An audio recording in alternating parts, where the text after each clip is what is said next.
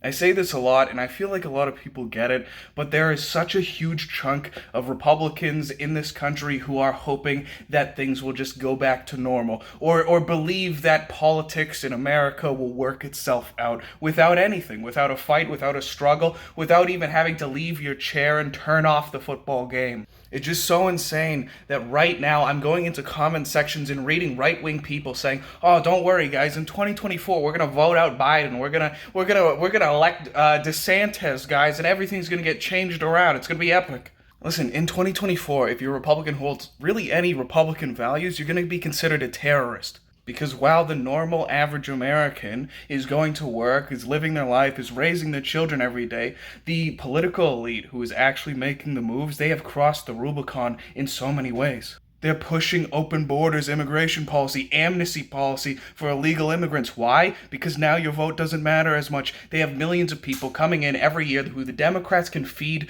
government money in exchange for votes. Big tech walks hand in hand with the powers that be, which they are a part of, the political elite class, so that if you're on the internet, if you're on Facebook viewing any sort of right-wing media, Fox News, Breitbart, whatever, they give you a terrorism warning. They flag your account. Maybe they just outright ban you. You think the NSA doesn't have this information? Edward Snowden said that they do. Even if you had any sort of privacy on the internet, which you don't, do you think Facebook, Mark Zuckerberg, would be over here defending you? No, he's feeding it to them.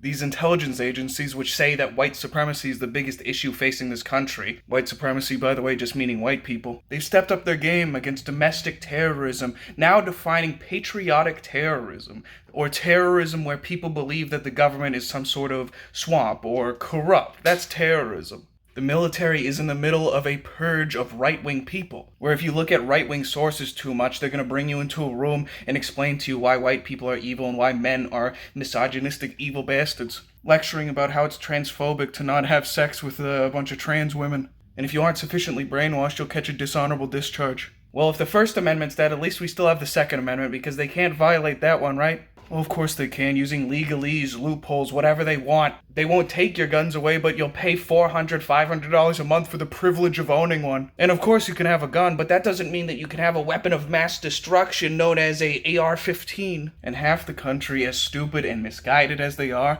they applaud it all, shoveling propaganda into their mouth like Winnie the Pooh eats honey. They think you deserve it, or they think it's for the greater good. It's not political persecution whatsoever. It's apolitical. We merely need to censor the voices online which cause real-life harm. As if U.S. senators going on Twitter calling for the death of white people and for the death of cops causes no harm.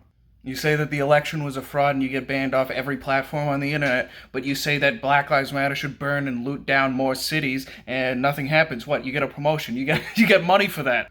What's the difference except the incredible increase in magnitude of Black Lives Matter terrorism? Well, it's state-sponsored. It's state-sanctioned terrorism. They are the ground soldiers doing the bidding of a controlled government. But you can't uncheck these boxes.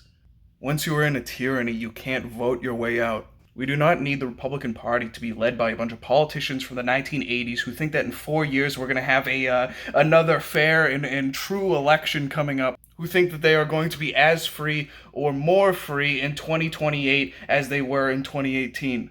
We live in an occupied country, and we need to begin acting like we do.